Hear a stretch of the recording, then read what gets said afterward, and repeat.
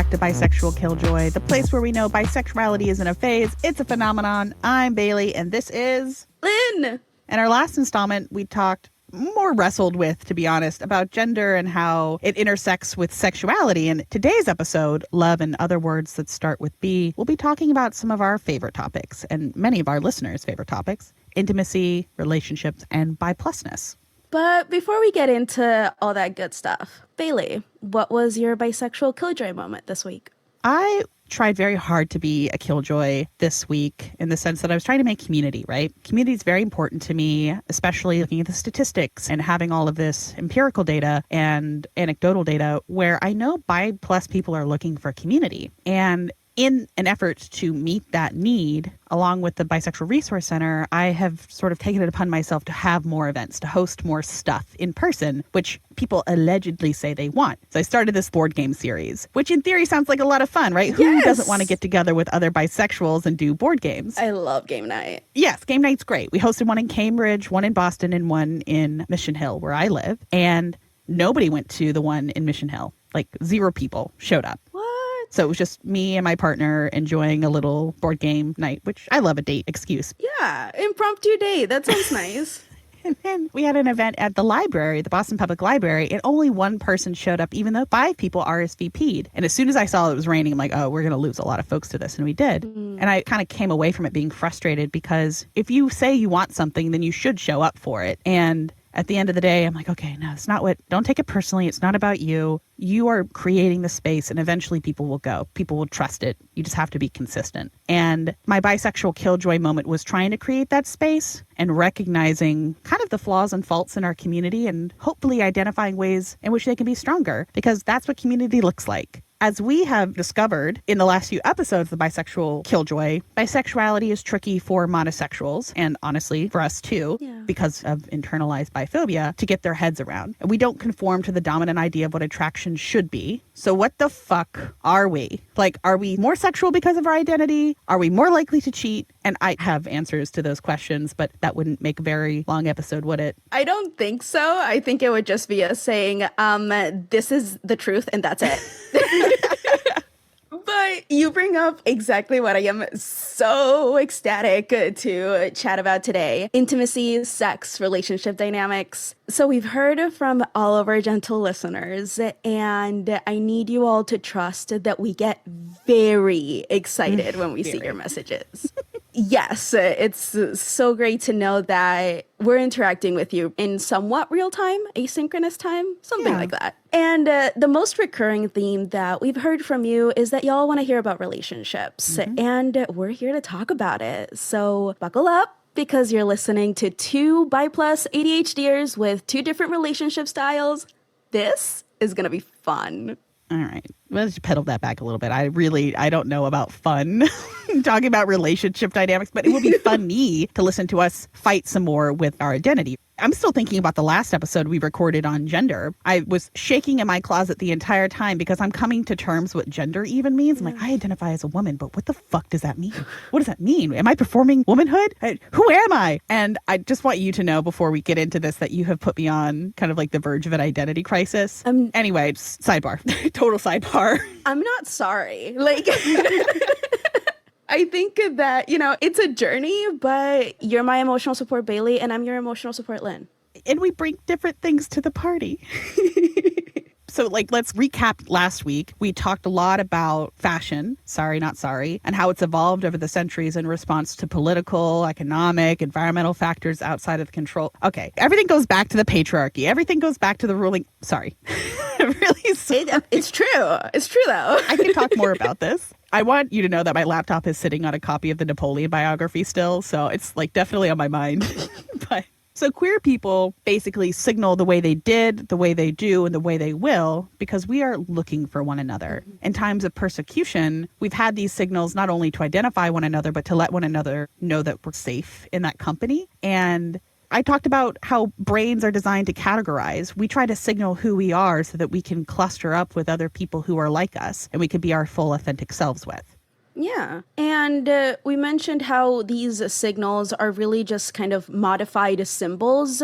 We spoke a bit about how women cutting their hair short is still understood as a rejection of femininity and what all of that stands for. And that leads outsiders to assume things about us, namely our sexuality. Signaling, I think, is about attempting to get others to assume specific things about us that are accurate to how we feel inside. And especially when it comes to dating, assumptions play a key role. We want to communicate certain things, and very few people are going to ask us like straight up, is this the thing that you're trying to communicate to me? Which I think is really special for bi+ community, where we'll go up to each other and say, hey, you know, I'm bi and these are my pronouns, in hopes others will come out back, hopefully.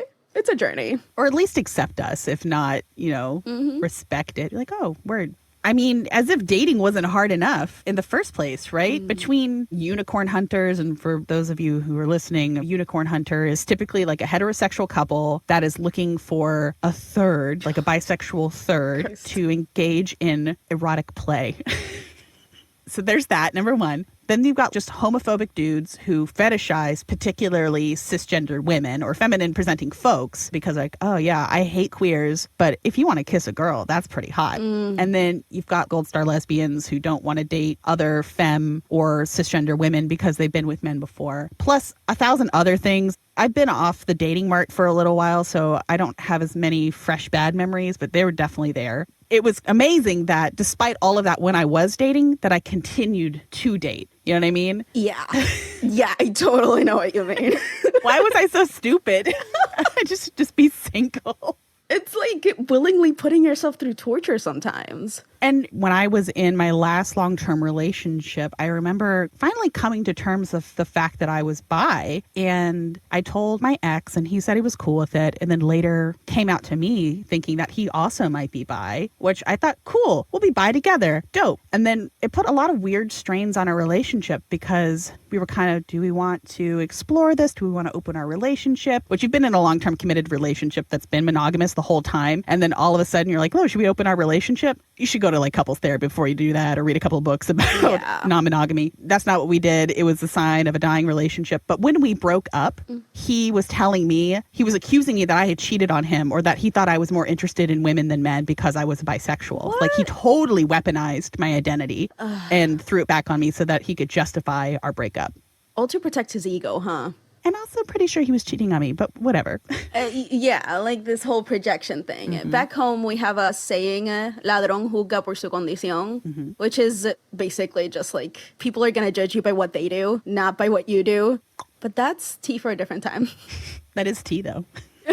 I mean, what about you? What's been your experience dating while bi? My experience dating while bi is a journey. I think that it took me a really long time to understand things that pass as quirky for what they really are, which is biphobia. I would have friends say, well, you have like a double the playing field. Why are you still single? Okay. And it's like, friend, And in my first relationship in high school, it was always just looming. I think it's kind of like what you mentioned. It's a strange kind of strain and tension that fills a relationship when there's no effective communication and when you're working based off assumptions. I think that he suggested a threesome a few times, and I was like, well, I don't know. And I mean, I was like 15. Like, I was about to go to college. Like, I went to college at 16. Like, the world was still very, very new. And somehow everyone around me knew that I was bisexual. And I knew that I was bisexual, but I also wasn't like super duper open about it. And there was always this fear of people around me that I would fall in love with them. And so they always kept me at a distance. So intimacy almost felt unattainable if it wasn't just for sexual gratification for others. How would you say that you experienced, you just mentioned that other people knew that you were bi, but you necessarily hadn't identified the fact that you were bi yet? It was more of I was out, but I didn't think it was that big of a deal. Everybody made me being bi a bigger deal than I made it out to be. So people kept trying to get me to say that I was bi. And it's like, yeah, I know that I am. I don't get why that's so relevant to you.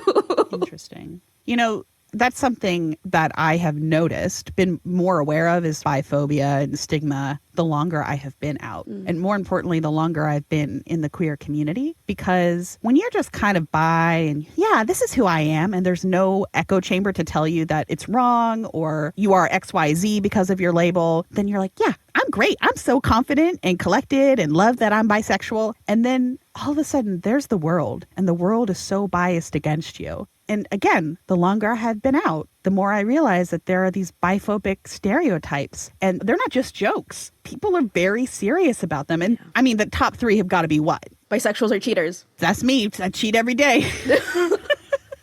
As if I have the time. As if I have the energy. As if I have the flirting skills. Really, that's the key. As if I have the flirting skills to do that. Mostly that. And then the next one I think is that we're sex obsessed, which, I mean, let's all be honest with ourselves. Plenty of people who are not bisexual are sex obsessed. Truly. And there are asexual biromantic people, and there are bisexuals with low sex drives. I'm not sex obsessed. And it is damaging to think that all bisexuals are. Yeah, and it's damaging to think that sex is not a valid hobby. People can have sex and have fun and be totally consensual and nice and humane and just do whatever you want. Well, the sex obsessed one, I think, gets tied up with the fact that bisexuals are dirty because they are seen as more likely to have an STI, which is also kind of, there's nothing dirty about bisexuality. No. And it reminds me a little bit of the idea that bisexuals are transphobic. And I think it ties in a little bit into bisexuals as sex obsessed, where I so often, especially on social media and forums, I'll hear people say that bisexuals are sex obsessed and that we're obsessed with genitalia for some reason. Wow. And You came into my home and saw my shrines to genitalia. And I'm like, my only response to that is mostly, have you seen the room of a heterosexual guy? Have you? But anyhow, I think that there's a larger umbrella kind of stigma that comes from and with all of these myths and stereotypes, where bisexual people are seen and understood as immoral, duplicitous liars, where we, quote, always want more than what's proper or good or acceptable. And I think that dating apps solve some of these issues, a few, but not all of them. Seeing profiles, as I was actively using dating apps, seeing all of these profiles saying, I'd never date a bisexual person, especially I'd never date a bisexual woman. It was just fucking awful. And it gets worse with couples who are actively looking for a unicorn. And I think I mentioned this a little bit in our very first episode. You receive these messages enough that you start to believe them. And after I had broken up with my first boyfriend from high school and I was my first few years in college, I felt like I had to be a unicorn. And more than that, I had to enjoy it.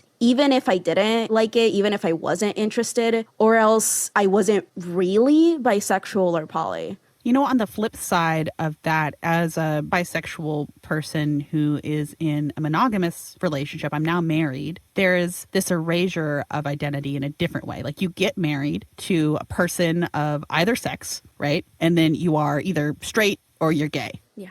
And there's no room for your identity. When I was dating, I definitely experienced more of the blood sport that is like dating while bi and people trying to get you into bed. One time somebody catfished me, a woman catfished me on a date because I was just going to meet up with her and she brought her husband. What? Without telling me. And they were like, do you want to be our third? Ma'am, I should call the police is what I should do. Yeah.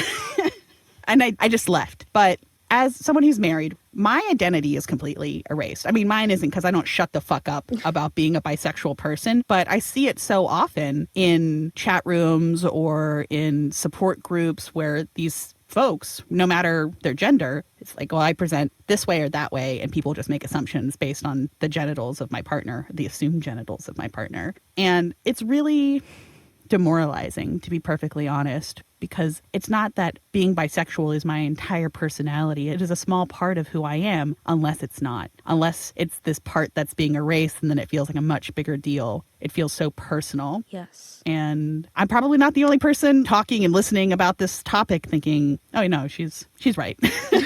I have so many feelings just popping up because I'm remembering being 15 and being out and just living my life and everybody making such a big deal out of it. And I think that to whatever extent that played a really big role in me making bisexuality my career of like, if everybody else is going to make a big deal about it, then fine. Here you go. Yeah. This is what you wanted, right?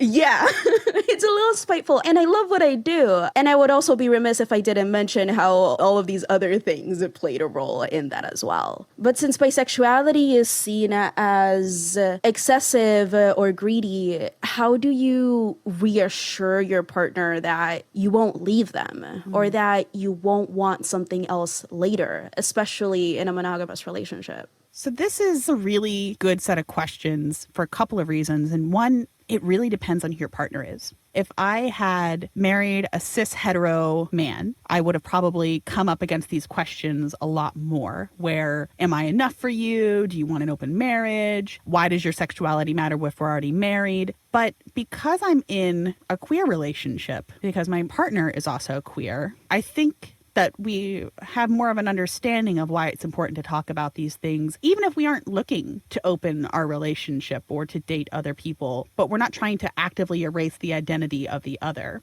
Now, that seems healthy to me. It feels healthy to me that I am allowed to talk about these things as much as I want to with my partner. But that being said, Bestie, I've been on Reddit. I have been on Facebook groups, and it seems rough out there to be a married bisexual when your partner isn't also queer, because there's so much tension around it. What I see in the comments a lot are, I just discovered that I'm bisexual and I want to tell my partner and I don't think it's going to go well. Edit, it didn't go well and now I'm getting a divorce. Oh, wow. Or especially for men, when they come out to their partner as bisexual, their partner immediately loses interest in them. It emasculates them in their partner's eyes. They think they're going to cheat. They think that they've been cheating. And I feel a lot of empathy for folks in that situation. Hopefully, if you come out to your partner, you have a lovely experience where your partner just, that's amazing. What do you want to do about it? Do you want to explore? Or do you want to explore together and talk about boundaries in a really healthy way instead of seeing it as very black and white? Oh, you're a man, you're married to me, but you also like men. So that must mean that I'm not desirable or that you don't want me anymore. Yeah, and I think that the mark of a queer relationship in and of itself is prioritizing intimacy and the connection that you have with each other. I want to feel connected to you. Therefore, what's important to you is important to me. And I think that that's what makes a relationship queer. Almost, and this might sound both coy and extremely obvious of just kind of like queer relationships, people actually like each other. Oh, like, T. There's little room for all of the snark because we can't be committed to an ideal or to a script that doesn't exist for us. Oh, so what I'm taking away from that is healthy relationships are inherently queer because they go against the dominant culture of transactional relationships. You're feeling me? Yeah, you're picking up what I'm putting down. Okay. Oh no, that's so sad.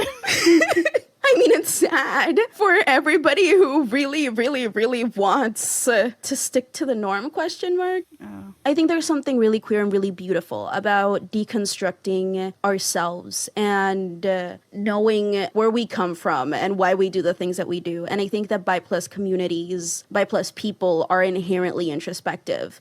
That came up a lot in my research too, of what I love about being bisexual is that I get to question everything. I get to question all binary. And that's fucking dope because not everybody does that. Most people don't. Yeah. That came up a lot in the interviews that I did too, where especially that person was non-binary themselves. They had already questioned their gender identity. I think first they questioned their sexual identity, then their gender identity, and then their relationship dynamic identity. Because if you're unpacking the suitcases that contain what is considered normal, you might as well unpack everything and see what you want to keep. Yeah. Because maybe you are a non-binary bisexual person and you have thought about relationship dynamics and you're like, you know what, I'm going to do polyamory. Or you unpack it and you're like, you know what, I prefer monogamy. monogamy. And then that's up to you because you deconstructed everything. You get to decide what you keep and what is true to you. Precisely. And when I think about intimacy and relationships, going back to kind of that stigma, I do worry that my bisexuality and polyamory come off as threatening. You can't argue with a belief. If you believe something to be true, that's kind of that. So if a dear friend of mine, someone I get close to, gets into their head that I want a romantic relationship with them, there's little that I can do to dispute that besides just saying so. But if they don't believe me because they're holding on tight to this belief, there's very little for me to do. Unlike my monosexual friends, I can't assert that I don't feel attraction to a specific gender. And unlike monogamous folks, I can't assert that I already have one partner and will never be seeking another unless we break up. And what I do love about both of these things, what I love about my bisexuality and my polyamory, is that I am open to connection with anyone. I acknowledge intimacy as a possibility, regardless of relationship status or orientation or anything else. And this allows me to experience relationships in a way that is unencumbered by these prescribed notions of what it means to be proper, what it means to be strictly within the rules. And I think that because of that, I experience joy in a really exponential way, something that's really profound. But the trade-off is that, if you experience joy in a really profound way, you also can't experience pain in a really profound way. I wanted to ask you what the reaction to you has been when you tell folks that you're both bi and poly. Is it a positive reaction? Is it a negative reaction? Is it neutral? I think it's a strange non-reaction reaction where people will say, oh, and sometimes they'll ask me what that means. And the analogy that I tend to say is just kind of like, well, the same way that you can have friends that are both boys and girls, I can also have relationship with boys and girls. And the same way that you have multiple friends in your life, I have multiple partners. And that's how that works. I still think it's a good analogy. And I think that people find it more threatening when I say that, though. More often what I receive is that they'll shut off. And in a very slow, never really addressing the topic kind of way, just drift away. And because they drift away and we never have the conversation, I cannot say with 100% certainty that they didn't want to be my friend any longer. They didn't want to hang around me because I'm bi and poly. But that's the truth. Yeah, I think it's important that we talk about what is perceived as threatening about being bi and poly, because this is something we've heard from our listeners, that when they want to talk about relationships, some of them are poly, and I want to arm them with clapbacks about why it's okay to be bi and poly. But I want to first start with, why do you think it's threatening or perceived as threatening? I think that it is threatening because people are actively afraid of interrogating their own understanding of what it means to be in a relationship and what it means to be friends with someone. I think that we have really widely accepted scripts for what it means to be in a romantic relationship, what it means to be dating, or what it means to have a friend. And I think that for me, those scripts are kind of like null to whatever extent. I have relationships with people, and those relationships have come with their own contours independently. I have X boundaries with X person. My relationship with this person looks this way, and that's just it. So it's threatening because you're making people think. Yeah, it's threatening because people don't want to give this too much thought. And I think that when they do and they realize that their reasoning or their understanding doesn't hold water, it doesn't hold up to any sort of questioning, I think that they freak out. And I think that it's easier to freak out by just cutting everybody off and saying, that's fine, and I'm gonna hide in my closet and only trust my one romantic partner. And it's harder to have the conversation and say, hey, I feel threatened because I've never had to question this before. And I worry that if I question it, it's gonna put everything that I already have on thin ice. And I think that that's a really hard thing to go through. I went through it, unpacking sexuality, gender, relationship norms. It is hard. It is painful. It is a journey of a lot of journaling. It is a journey of loss and gaining really beautiful things. struggles. And I think that once you come out the other side of it, you're stronger, you're more confident, you know what you want and why, and your reasoning holds water. And I love that for myself and for everybody who has gone through it, because that makes you fucking strong. Yeah, you know who you are. And this person who stopped talking to you because you were poly, what you just said about it threatens the strength of their relationship, what they think about their relationship, that means it wasn't very strong in the first place. Hot take. If your relationship can be totally demolished by the fact that someone wants to talk about relationship dynamics, or you might think about what your life would look like if your partner had other partners, or if you had other partners, something is wrong there. And maybe you should investigate that. Anyway, I also think it's very sad that we have developed to such a place that we put so much emphasis on the one romantic relationship. The hierarchy is the one romantic relationship trumps everything else in your life. But what so many queer people know, in my experience, is that your life is a composite of different relationships.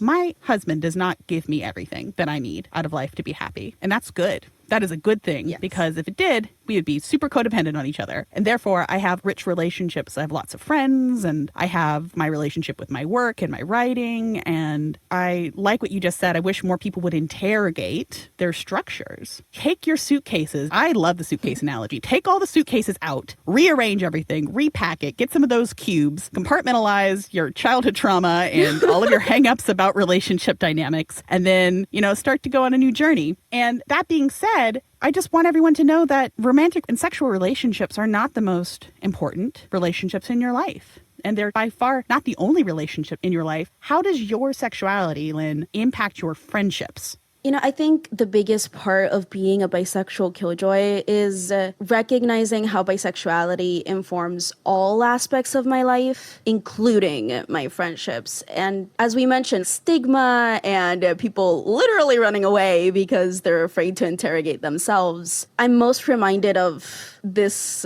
line that took me a really long time to understand as biphobic, when people kind of say, it's okay that you're bi, just don't fall in love with me. Oh, okay.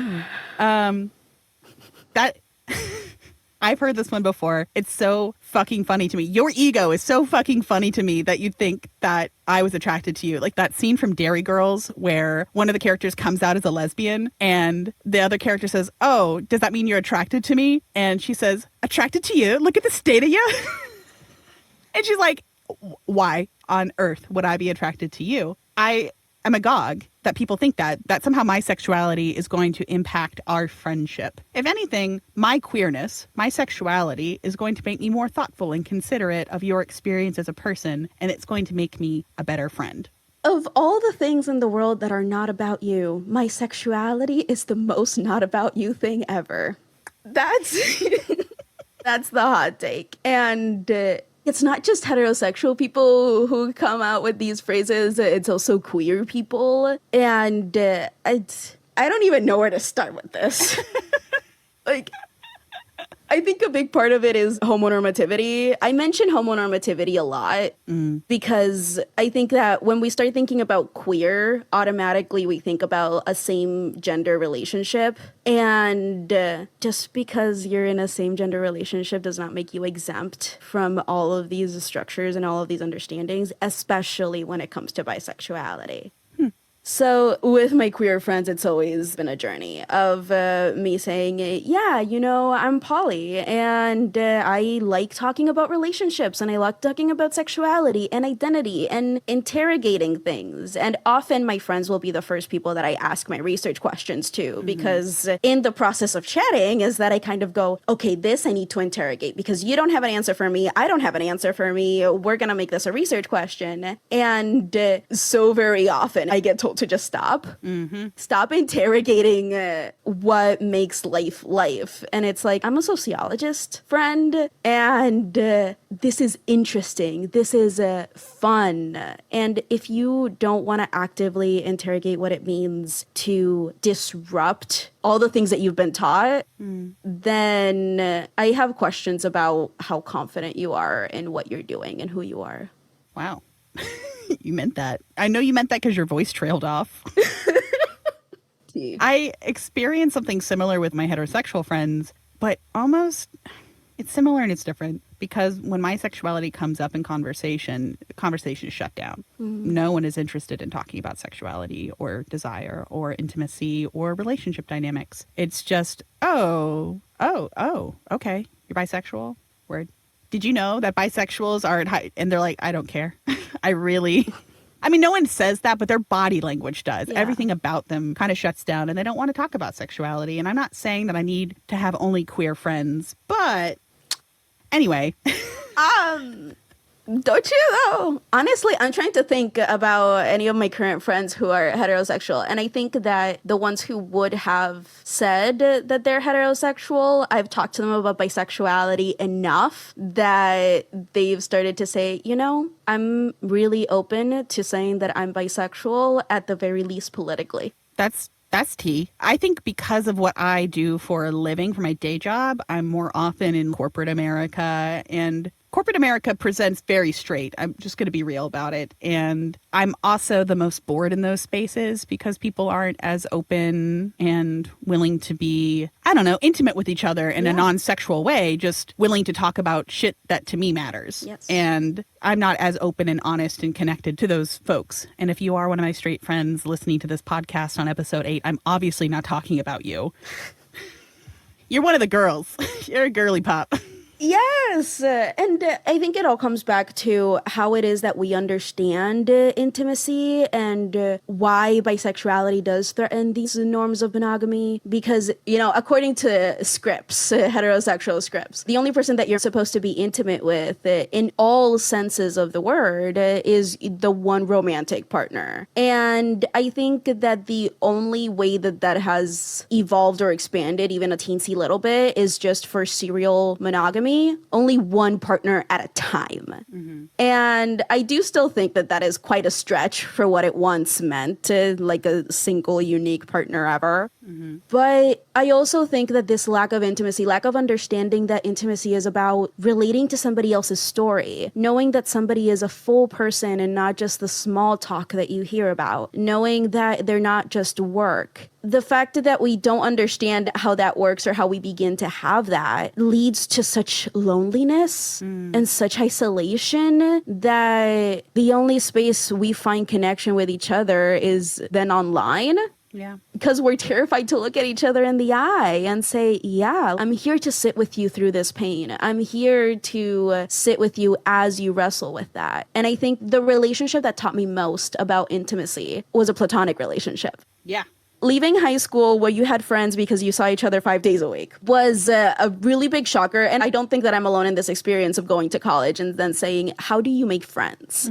Like intentional friends who you hang out with all the time. And I had this really close friend of mine. We met. He was a really great ally for me because I was in engineering at the time. And I was calling out sexism within the organization, like a professional org that I was a part of. And this guy who was on the board was like, oh, but I don't think our organization is really all that sexist. And yeah. Like me, the only woman in the room. All right. And he's telling me. And my friend was like, you know, I think that the person most qualified to talk about sexism is the only woman in the room. And that started a really beautiful friendship. We met up every weekend, go to our favorite coffee shop, have brunch, take a walk around the beach. And I'd end the day with a small like ritual to myself where I got myself like nachos or something. But that active practice of talking with each other, making meaningful time for each other every single week in a way that was just about witnessing our own growth through college. He saw me through a lot of struggles and I saw him through a lot of struggles. That really taught me that, wow, relationships are valuable across the board because all of them are intentional. Making time to talk with people and connect with them is intentional. And I think that bisexuality here just threatens the idea of it just staying platonic. There's always a fear, a looming fear, for those who are insecure about it anyway, that it'll eventually turn romantic. And what if I don't want that? What's going to happen? Nothing. You tell me no, and I respect your boundary? Yeah. What a concept. You say no, and we move on? Yeah. Oh my. My feelings are hurt for a week, but then because I respect you as a human, we become friends again? A concept. A concept.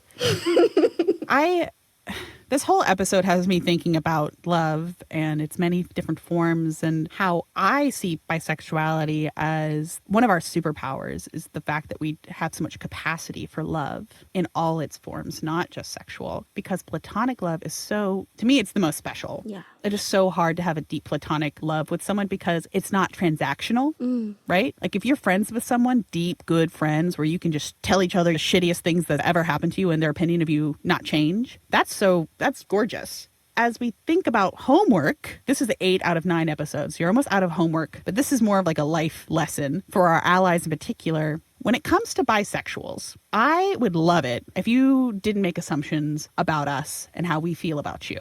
If you have a bisexual friend and you feel yourself a little worried or concerned that that bisexual friend is attracted to you, maybe like, am I projecting my emotion and my attraction to you? But mostly, if you're like, hey, I felt some tension recently. Is everything cool? Do you need to talk about something? And if we tell you no, believe us. Just because you are obsessed with our sex drives doesn't mean that we are obsessed with our sex drives. And I promise we can control ourselves. I promise. Preach. For our bisexual killjoys, I want you to know that those who are compatible with you, platonically, romantically, anything in between, they won't make your bisexuality an issue. They're going to embrace you wholly, and they're going to stand by you on your journey. And it's beautiful. And I truly hope that you get to experience that and know that you deserve it too. You do deserve it. It's still Pride. You deserve everything. But for our LGBT plus groups, it is still Pride, which means that you have a responsibility to your entire community to take care of it. And you have the opportunity to do some really good work for the largest portion, yet most neglected part of the alphabet. It's us. It's bisexuals. It's the B. It's the B+. It's the umbrella. We are at a higher risk of sexual assault and domestic violence, women in particular, than lesbian women or heterosexual women. And I never see anything about that in LGBT centers. I would love to see support groups. I would love to see resources that address LGBT motivated violence within opposite sex relationships, because this is a huge issue. And this isn't something that just lesbians experience or gay men experience or trans people experience. Those resources are needed, and also bisexuals need attention. They need support. So if you were going to make a tiny, itsy bitsy, all you really need to do is make a fold out resource that got put in your center, let it be this. And if you need more resources or you need to talk to anyone about how to get that together, contact us. I'm happy to put you in touch with the right people. And we could even be the right people. Yes. So this was, I honestly feel like this is the beginning of a much longer conversation about love and relationships and how love changes over time and identity changes over time, because we also should talk about that. I love love. I love love. I love love. I love talking about this. It's so great. And in this episode, we talked about bisexuality, how it plays with monogamy and polyamory and friendships. And in the future, we'll talk more about love. And if you want us to focus specifically on one type of thing, just let us know. We're here to educate and bring you the requested information to the best of our ability. For this episode, Lynn and I decided that we wanted to give you some media recs for the summer, books and shows. And they'll be in the show notes, but I saw that you added Madam Secretary to the list. Yes. Okay. So this is the thing. I am a walking billboard for Madam Secretary as a show. It is so great and so brilliant. And for anybody who loves and doesn't love political dramas, I will say. But Madam Secretary in particular, I highly recommend it to anyone who wants to know how a healthy relationship looks like. I was talking with a few friends, and we were talking about queer shows that we love, and Madam Secretary was mentioned, and it's like, but it's not really queer. They're like two characters who are bi, but most of it is very heterosexual and political. Why is it queer? And we were like, well, because the two main characters make a really great case for being married. They make they love each other. They talk to each other. A concept. For all of the straight shows, this is the queerest straight relationship I have ever seen. Oh my God, because healthy relationships are queer, apparently, right? Yes. Yes. I can write an essay on this. Maybe you should. Our next Substack post is talking about Madam Secretary. Forget this whole bisexual killjoy stuff. But thank you so much for tuning into Bisexual Killjoy, where we know that bisexuality isn't a phase, it's a phenomenon. Somehow the season is almost over. Wow. But fear not, we're preparing for season 2. We're looking for speakers right now. If there's someone that you would like to hear from, let us know so we can get them on the wish list. To support our work, you can follow us on Instagram, subscribe to the Substack, share with a friend, and rate our podcast, preferably 5 stars, so more people can find us. And we still want to hear from you. We love hearing from you. You can share with us on Instagram or our email at bisexualkilljoy@gmail.com. Until then, keep being a bisexual killjoy. Stay bisexual and stay strong.